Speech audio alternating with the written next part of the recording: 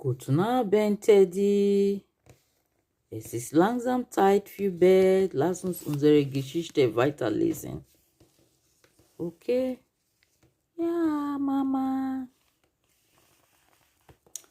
Als nächstes flog der Traktor quer durch den Rübenacker.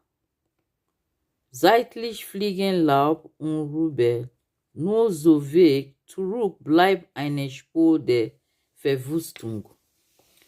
Das Ding ist verhext, ruft Emmas Papa und versucht den Traktor einzuholen.